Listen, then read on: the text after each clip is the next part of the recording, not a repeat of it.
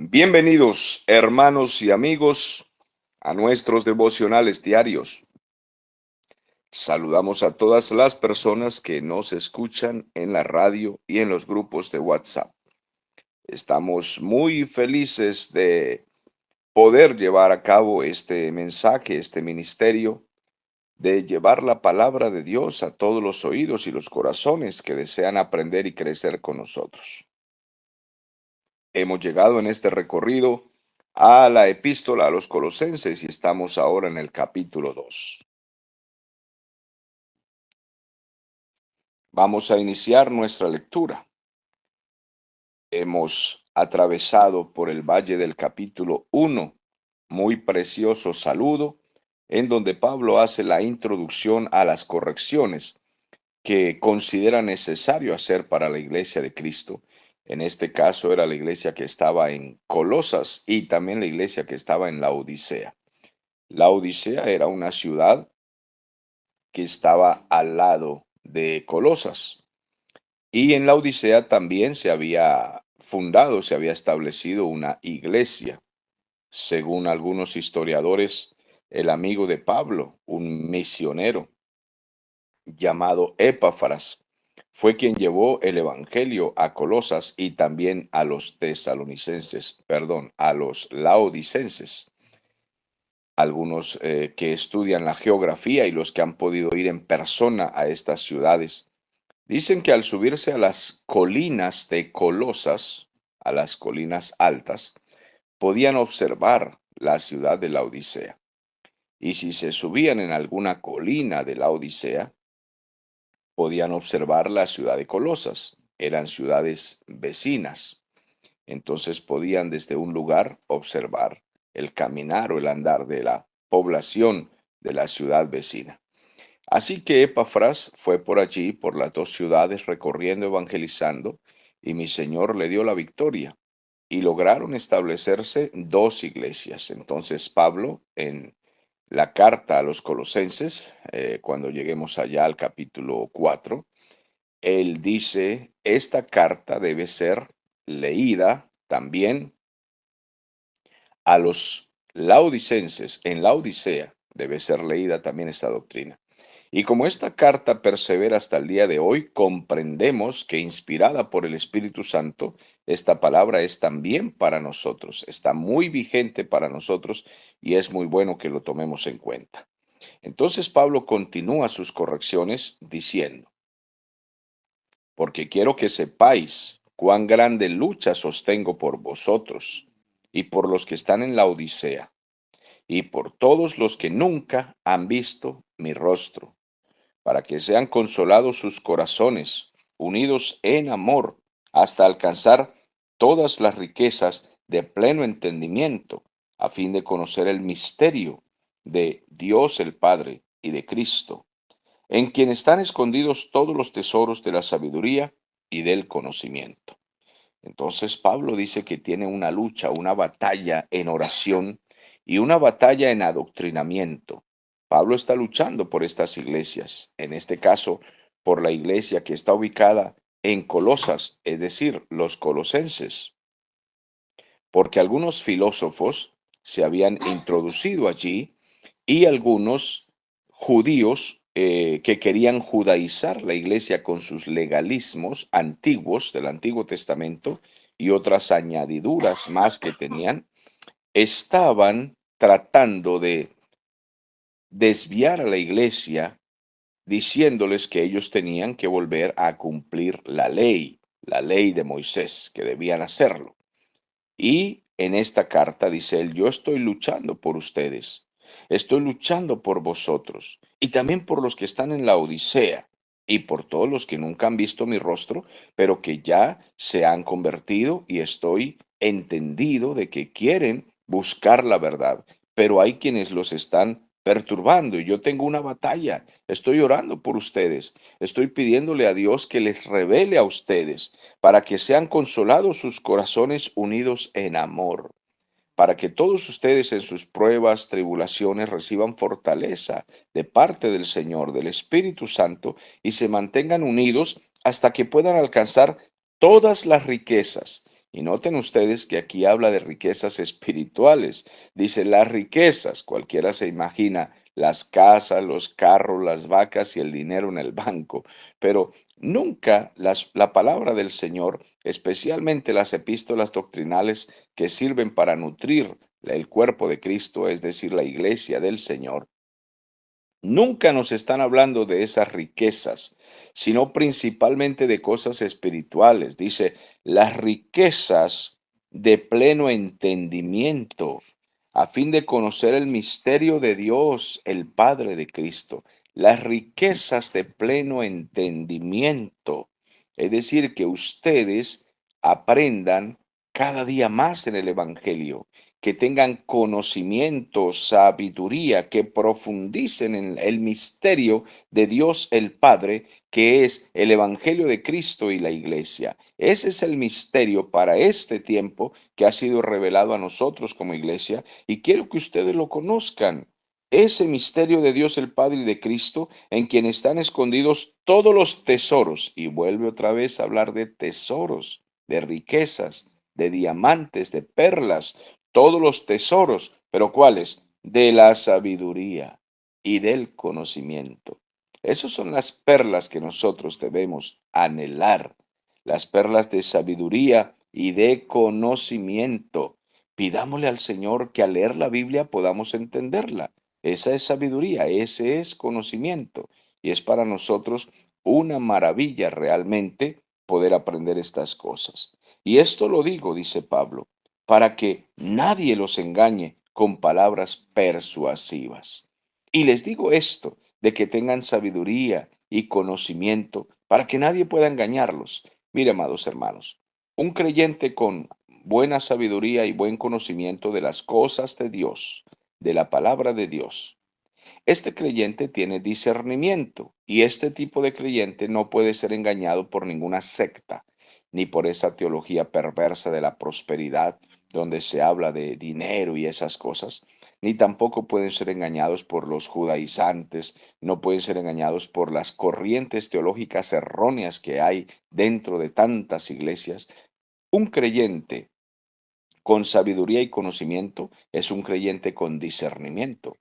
Él puede comprobar entre la verdad y la mentira. Él no es manipulado ni hipnotizado. A él no le dicen cierre los ojitos y ponga la mente en blanco y yo le voy diciendo lo que tiene que hacer. No. Un creyente con sabiduría y conocimiento no es manipulado. Esa persona solamente se deja dirigir hacia la adoración a Dios y escucha la palabra con atención, pero comprueba que todo lo que se le diga sea verdad. Él no se deja manipular fácilmente. Eso es un creyente con conocimiento. Entonces Pablo dice, esto lo digo para que nadie os engañe con palabras persuasivas. Precisamente esta semana me enviaron un video de una mega iglesia, un mega templo que hay en Colombia, por allá en Bogotá. Y el supuesto ministro que dirige esta multitud de 20,000 personas le dice, esta semana estamos necesitando recoger urgentemente $300,000. Necesito 300 personas que traigan de a $1,000. ¿Y qué creen ustedes? Que entre las 20,000 personas no salen 300, salen más de 300 y se lanzaron hacia adelante de a $1,000 por cabeza. Amados, luego nos preguntan, ¿cómo hacen estas personas para tener tanta riqueza, mansiones, megatemplos? ¿Y cómo hacen para comprar avión y pagar guardaespaldas? Porque tienen guardaespaldas que los cubren para que no los secuestren y estas cosas. ¿Con qué dinero si están es predicando el Evangelio? Pero amado, la respuesta, ¿acaso ellos están predicando el Evangelio? Por supuesto que no. Ese no es el Evangelio. Pablo mismo dijo en Hechos capítulo 20, yo sé que después de mi partida, le dijo a la iglesia de Mileto, le dijo, entrarán en la iglesia lobos rapaces que no perdonarán al rebaño y que arrastrarán a los discípulos.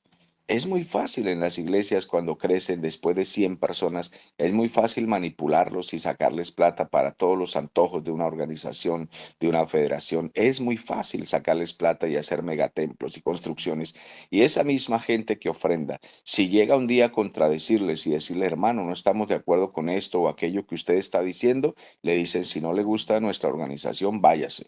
Váyase, nosotros ya le sacamos la plata, ya le sacamos el dinero, ya le sacamos oro, tesoro, vacas, ofrendas, diezmos, primicias. Ya lo que teníamos que sacarle a usted, ya ordeñamos la vaca. Así es que si no le gusta nuestra predicación, váyase. Porque no están interesados en las almas, están interesados en las propiedades que hay. Y las almas solamente son garantía de plata para este moderno evangelio perverso que no es el evangelio de Cristo Jesús. Entonces Pablo dice, si ustedes tienen sabiduría y conocimiento, pues ustedes tienen discernimiento. Y yo estoy seguro, dice Pablo, que no los van a engañar. No los van a engañar, es lo que está diciendo el apóstol Pablo en versículo 4. Porque aunque estoy ausente en cuerpo, recuerden que Pablo estaba preso cuando escribió esta carta. Entonces él dice, yo no los puedo visitar fácilmente allá en Colosas. Estoy preso. Pero aquí desde esta cárcel, yo les digo, hagan de cuenta que estoy allá, que estoy allá. ¿Por qué? Porque mi espíritu está allá. Bueno, esta no era una especie de metafísica ni espiritismo donde él mandaba el espíritu volando a que estuviera en Colosas. Está haciendo una ilustración. Está diciéndoles, hagan de cuenta que estoy allá. Porque es que mi espíritu está allá. Es decir, yo anhelo estar allá con ustedes, revisando todo el orden, toda la doctrina, toda su reverencia, todo su buen comportamiento, su testimonio. Hagan de cuenta que los estoy acompañando porque siempre estoy orando por ustedes. Entonces, aunque estoy ausente en cuerpo, no obstante en espíritu, estoy allá con vosotros, gozándome y mirando vuestro buen orden y la firmeza de vuestra fe en Cristo significa vuestro conocimiento en Cristo. Esa palabra, vuestra fe en Cristo, significa vuestro conocimiento en Cristo. Yo estoy revisando. Aquí me están trayendo razones. Los siervos de Dios que viajan a Colosas y a la Odisea me traen razones de cómo están andando ustedes y por eso les estoy escribiendo, para corregir lo que sea necesario, para que ustedes tengan buen conocimiento en Cristo, es decir, buena fe en Cristo. Por tanto, de la manera que habéis recibido al Señor Jesucristo, pues caminen en Él. No se salgan del camino. Jesús dijo, yo soy el camino, la verdad y la vida. Caminen en Él. No se salgan de lo que Él dijo, de lo que Él enseñó. No se salgan de las instrucciones que nosotros, dice Pablo, como apóstoles de Cristo, que tenemos la revelación, la inspiración para escribir y les decimos por dónde tienen que caminar, no se salgan del camino. No salgan a otras creencias, a otras filosofías, a cosas huecas. No crean en hombres, crean en la palabra del Señor solamente. Por tanto, de la manera que habéis recibido al Señor Jesucristo, andad en Él, arraigados y sobreedificados en Él. ¿Qué significa la palabra arraigados? Viene de raíz. Entonces, arraigados es aferrados a esa raíz. Que tengan raíces profundas, significa conocimiento profundo, doctrina. No se conformen con dar griticos en la iglesia y saltos y aplaudir el domingo. No, hagan raíces profundas, tengan raíces profundas, sobreedificados en Cristo y confirmados en la fe, así como habéis sido enseñados, abundando en acciones de gracias.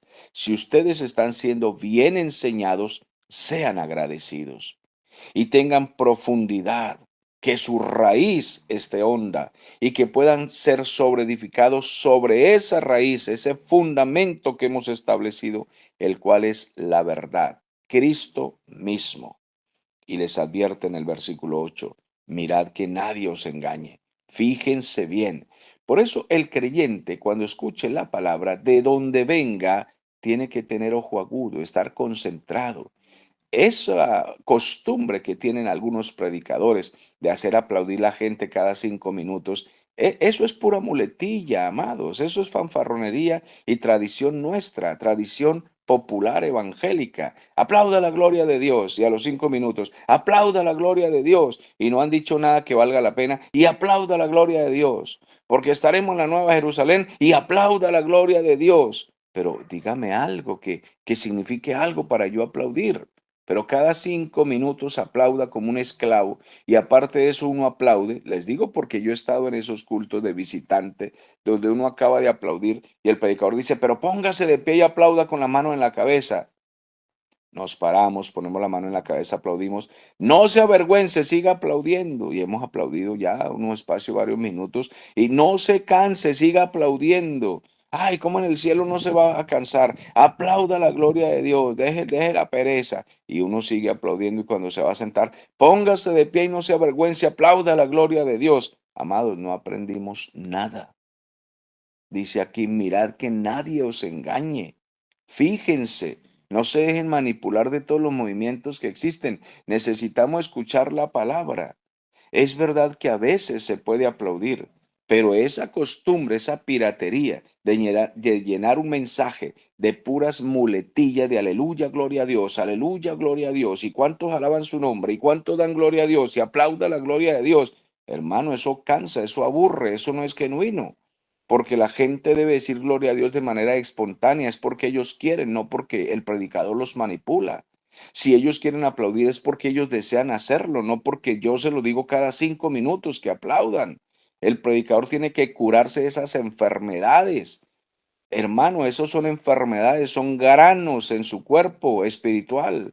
Eso no sirve para nada. Que vaya a rascarse en otro lado y que aquí nos predique la palabra abundantemente. Queremos escuchar el mensaje del Evangelio. Mirad que nadie os engaña. Al predicador hay que mirarlo a los ojos y escucharlo muy bien con nuestros oídos, atentos para que Él nos esté enseñando la verdad y nos haga crecer con cada enseñanza. Mirad que nadie os engañe por medio de filosofías y huecas sutilezas.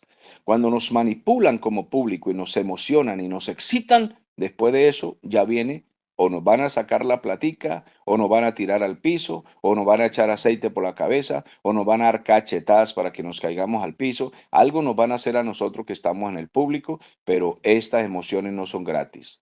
Este emocionalismo y ese fanfarroneo que tienen ahí, eso no es gratis. Eso, detrás de eso viene algo. Así es de que mirad que nadie os engañe. Analicen al predicador bien, cómo habla, cómo se viste, no para estar criticando todo. Que sea un varón de Dios íntegro, que sea entregado a la verdad y que no tenga por costumbre dominar la mente del público. Es necesario que en todo lo que le enseña sea sincero, sea franco y no tenga tal costumbre. Así de que mirad que nadie os engañe. Por medio de filosofías y huecas sutilezas, porque a la iglesia de los colosenses se les estaban metiendo filosofías, cosas extrañas y Pablo tiene que advertir. Entonces dice, según las tradiciones de los hombres, conforme a los rudimentos del mundo y no según Cristo. Se les está metiendo enseñanzas que no vienen de parte del Espíritu Santo, que no nos enseñó el Señor, sino cosas que traen de aquí y de allá. Hoy en día los públicos son muy dados a aplaudir filosofías, pensamientos humanos. Ahí en los Estados Unidos hay una iglesia muy famosa. Tiene miles y miles de personas. No sabría con exactitud cuántas personas asisten, pero es un estadio completo. La iglesia se llama Leywood. Es una iglesia muy famosa en los Estados Unidos.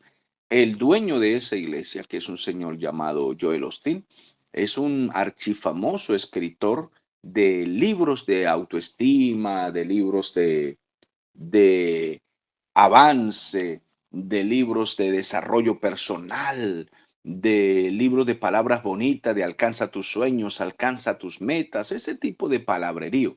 Pero él vende todos sus libros en ese público. Es muy solicitado como conferencista y orador porque tiene una capacidad y una gracia, quizás esa gracia humana, que es quizás mucho más famoso que ese argentino llamado Hebel, que también le gusta mucho al pueblo evangélico, porque son oradores que los hacen reír, los acarician, todo lo que dicen le gusta al público, son muy agraciados en lo humano, pero les falta una gracia especial, que es la gracia del Señor que nos lleva a decir verdades contundentes de la palabra del Señor para cambiar corazones. Nosotros los predicadores de sana doctrina, quizá no somos muy agraciados en todos esos chistecitos que ellos dicen, no tenemos esa capacidad de oratoria como ellos, pero Dios nos ha dado la gracia de entender la palabra del Señor y explicarla, y no predicamos otra cosa que no sea realmente la Biblia y la verdad, porque es la única que va a cambiar los corazones.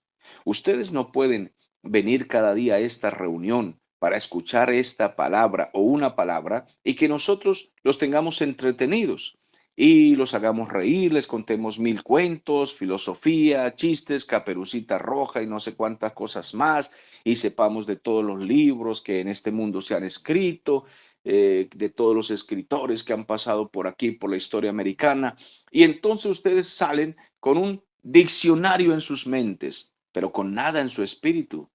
Ustedes en su espíritu necesitan ser resucitados. Todos nosotros necesitamos en nuestro espíritu ser resucitados porque estábamos muertos en delitos y pecados. Y lo único que puede resucitarnos es el poder del Espíritu Santo y esto por medio de la palabra del Señor.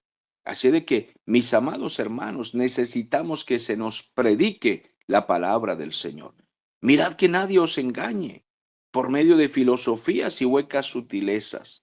Toda esa oratoria de esos hombres no está cambiando corazones para la salvación, solo está alegrando corazones para vivir en la tierra, cómo ser ricos, cómo ser millonarios, cómo conquistar la mujer de tus sueños, cómo ser la mujer hermosa de tus sueños, cómo ser el galán de tus sueños, cómo vivir en la tierra holgadamente, cómo tener negocios prósperos, todo lo terrenal.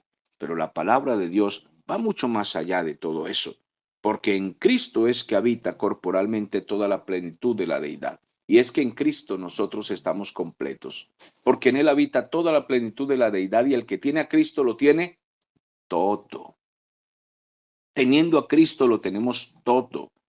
Pero hablamos primeramente de todo lo que necesitamos para avanzar como creyentes, todo lo espiritual primero. La gente de esta tierra está pensando en lo terrenal. Cristo dijo que vivimos en esta tierra, sus hijos, pero no somos de esta tierra. Vivimos en este mundo, pero no somos de aquí. Pertenecemos al reino de Dios, a un reino espiritual. Somos de arriba. Por eso este mundo está contradictorio o está en contra de todo lo que nosotros decimos y predicamos. ¿Por qué? Porque nosotros habitamos en Cristo y decimos las palabras de Cristo y vivimos solamente para Él. En Él habita toda la plenitud de la deidad y nosotros lo necesitamos a Él y teniéndolo a Él estamos completos. Dice el versículo 10, y vosotros estáis completos en Él, que es la cabeza de todo principado y potestad. Cristo es la cabeza de la iglesia. La iglesia es su cuerpo, pero además Cristo es la cabeza de todo principado y potestad. Toda autoridad, sea cual sea la autoridad, el Señor Jesús está primero y está por encima de toda autoridad. Es necesario que esto nosotros lo sepamos para que no estemos buscando sabiduría en esta tierra de ninguna clase. Pero ¿qué sabiduría pueden darnos a nosotros los filósofos, los científicos y políticos y todos los demás pensadores de esta tierra? Amados hermanos, cuando usted conoce la palabra del Señor y se enamora de ella y la escudriña y la busca y luego escucha esos discursos humanos, usted termina riéndose de ellos, aunque no lo hagamos de frente para no ofenderlos, pero terminamos riéndonos de ellos. Decimos verdaderamente que cuando conocemos a Cristo, conocemos la verdad y nos damos cuenta de lo equivocado que está este mundo. Entonces, en Él también fuiste circuncidados con circuncisión no hecha a mano al echar de vosotros el cuerpo pecaminoso y carnal en la circuncisión de Cristo. Ahora, en los primeros versículos está hablando acerca de la filosofía y de huecas sutilezas que tratan de desviar al pueblo de Dios. A partir de este versículo, comienza también a advertir acerca de los legalismos de los judíos. Estos judíos y maestros falsos que estaban tratando de entrar a la iglesia del Señor y que ya habían logrado hacer cierto daño, estaban diciéndole a los creyentes que necesitaban circuncidarse porque estos eran gentiles, no eran judíos, y que tenían que quitarse el prepucio como lo hacían los judíos en el Antiguo Testamento y cumplir la ley de Moisés y toda aquella rutina y rituales del pasado. Entonces Pablo les dice, ustedes ya fueron circuncidados en su corazón. No es una circuncisión de la carne, no es quitarse el prepucio, no, ya eso pasó, eso era en el Antiguo Testamento al pueblo judío. Ustedes fueron circuncidados en su corazón. El Señor pasó su espada, bien filosa, bien afilada, por su corazón y los circuncidó. Les dice, con circuncisión que no es hecha a mano, al echar de vosotros el cuerpo pecaminoso carnal en la circuncisión de Cristo. El Señor pasó su navaja por nuestro corazón y quitó la inmundicia y la echó de nosotros, fuera de aquí. Y esa circuncisión es la que nos hace a nosotros parte del cuerpo de Cristo. Es una circuncisión espiritual, hecha dentro de nosotros, para que ahora podamos ser fortalecidos por el Espíritu Santo y caminar en obediencia al Señor. Esa es la verdadera circuncisión de Cristo. Hemos sido sepultados con Él en el bautismo, en el cual fuiste también resucitados con Él mediante la fe en el poder de Dios que levantó de los muertos o lo levantó de los muertos. Ahora bien, ciertamente cuando nos bautizamos, nosotros simbólicamente descendemos al agua y decimos, ya no vivo para el mundo, sino que he sido sepultado y ahora cuando salgo del agua, resucito y vivo para Cristo.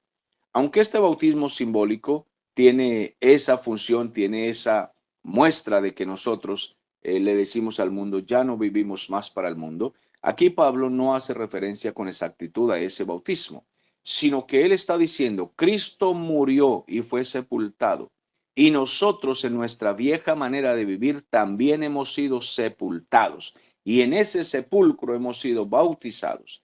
Y ahora cuando Cristo resucitó, nosotros también hemos resucitado para una nueva vida, una vida espiritual, y ya lo que quedó atrás murió y ahora somos nuevas personas. Vivimos en el poder de Dios, ese poder que levantó a Jesucristo de los muertos. A eso se refiere este pasaje. Y luego el versículo 13 dice, y a vosotros que estabais muertos en delitos y pecados, es decir, aquí dice igual que a los efesios, dice, estabais muertos en pecados y en la incircuncisión de vuestra carne, porque éramos incircuncisos, porque nosotros éramos unos pecadores como todos los del mundo, pero Él nos dio vida juntamente con Él y nos perdonó todos los pecados que habíamos cometido. Ahora somos nuevas personas, hemos sido nosotros perdonados. ¿Qué hizo Él? Él anuló el acta de los decretos que había contra nosotros, que nos era contraria, clavándola en la cruz, o clavándola, o quitándola del medio y clavándola en la cruz. ¿Qué está diciendo el Señor? Que en la cruz del Calvario, todo lo que había contra nosotros, porque habíamos fallado contra la ley de Dios, contra la vida moral que se nos exigía, contra la vida espiritual que se nos exigía, porque la ley es demasiado alta y es imposible de cumplir. Entonces todos éramos culpables, tanto judíos como gentiles éramos culpables. No podíamos cumplir ningún mandamiento del Señor, no teníamos la capacidad moral ni espiritual para cumplir el estándar de Dios. Cristo vino.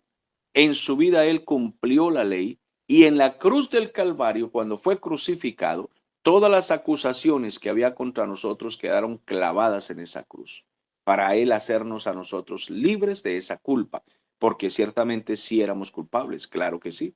Si a nosotros se nos presentan nada más los 10 mandamientos, quedamos culpables de todos. Hablo con gente sensata, con gente que no se cree súper buena ni súper santa, sino con la gente que sabe que le ha fallado a Dios. Entonces, todos los que sabemos que hemos fallado a Dios, entendemos ahora, porque al llegar al Evangelio comprendemos que le fallamos a Dios y que nosotros éramos unos viles pecadores que nos creíamos buena gente. Somos culpables. Pero en la cruz del Calvario quedó todo clavado, todo allí. Allí donde mi Señor fue crucificado, allí quedó todo el acta de decretos y de acusaciones que había contra nosotros, que nos era contraria. Todo lo que nos lanzaba al infierno quedó allí. Y el Señor quitó eso del medio, esa acusación, y ahora con su sangre preciosa nos limpió. Y despojó a los principados y a las potestades, a los demonios, al diablo que nos acusaba, y los exhibió públicamente, triunfando sobre ellos en la cruz. Y no solo nos acusan los demonios, sino que los demonios nos tentaban a hacer lo malo. Y una vez que nos llevaban hacia lo malo, entonces luego nos acusaban. Mire, todos los seres humanos están bajo mi dominio. Los tengo dominados en pecado, perdidos, y los voy a llevar al infierno. Y ciertamente éramos culpables y no había forma de librarnos, pero el Señor, todo en ese sacrificio, todo quedó crucificado y despojó a los principados y les quitó su poder sobre nosotros. Ahora, ¿tienen poder los demonios? Sí, sí lo tienen, pero no sobre nosotros. No tienen poder sobre nosotros. Cuando alguien peca no puede decir, siendo creyente, no puede decir, no, es que fue el diablo. No, ya no fue el diablo, mi hermano, porque el diablo no tiene poder sobre nosotros. El diablo solo puede tentar, pero él no tiene dominio. Total que si alguien peca, pecó voluntariamente, porque quiso obedecer a la tentación. Así de que, mis amados, el Señor despojó a los principados y potestades. Por tanto, dice, nadie os juzgue en comida o en bebida o en cuanto a día de fiesta, luna nueva o días de reposo, que eran las costumbres de los judíos.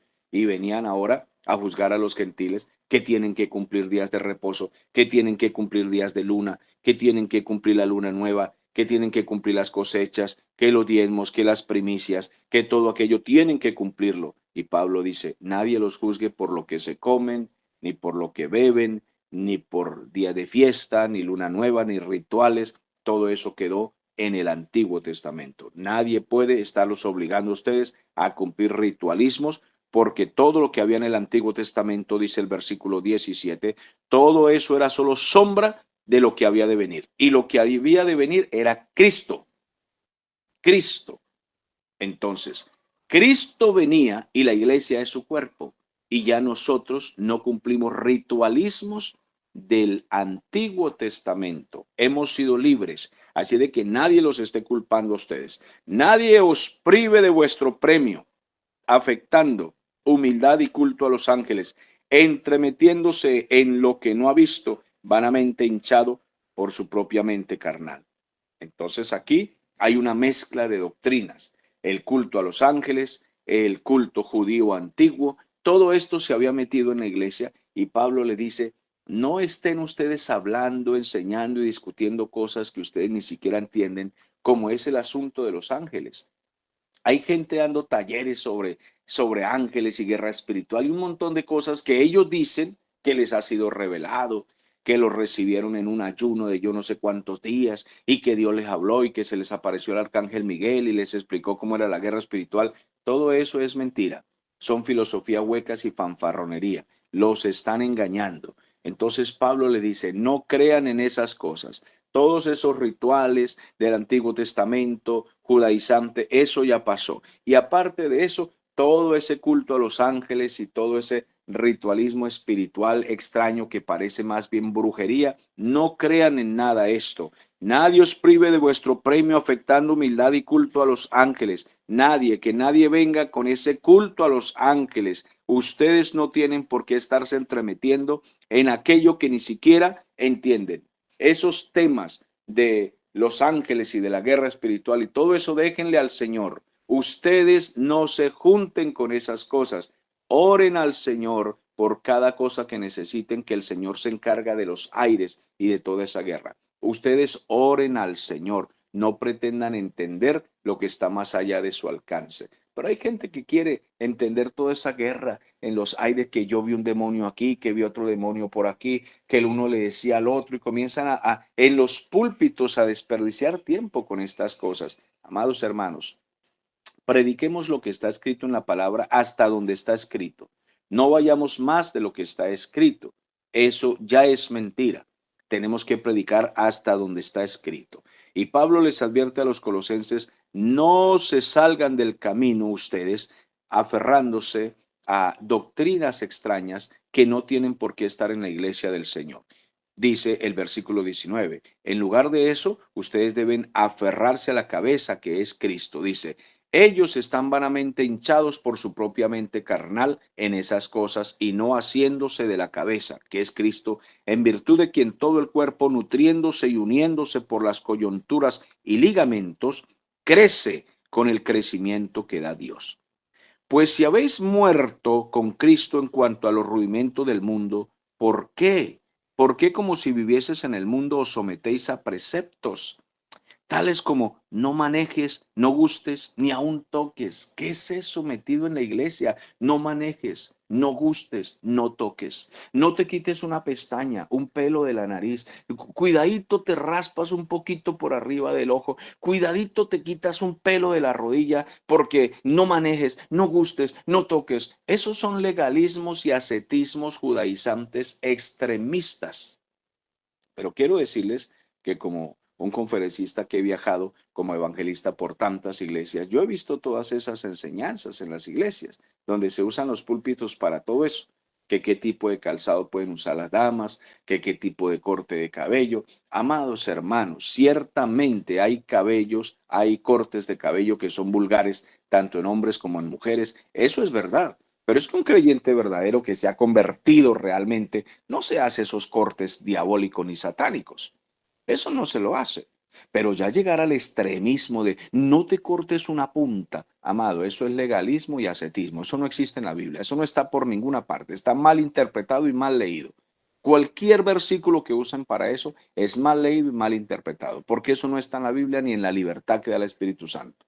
Que yo voy a estar cuidando que si la hermana se espuntó un centímetro, que si se quitó un pelo de aquí, un pelo de allí, un pelo de la rodilla. Pero ¿quién soy yo para someter a las hermanas de la iglesia a esas leyes mías ascéticas y rituales? ¿Quién soy yo para dominar la gente de esa manera? Si ellos tienen el Espíritu Santo. Los creyentes verdaderos saben cómo comportarse. No hay necesidad de estarle diciendo si se quite un pelito de la oreja o no se lo quite. Eso no hay necesidad de esas cosas. Pero lamentablemente hay gente que se somete a todos esos preceptos y parece que son felices ahí. Entonces ya eso es personal. Si son felices dejándose dominar por un simple hombre pecador igual que nosotros, que es el que nos dirige allá, porque es un pecador santificado por Cristo que tiene que luchar con las mismas cosas que las ovejas luchan.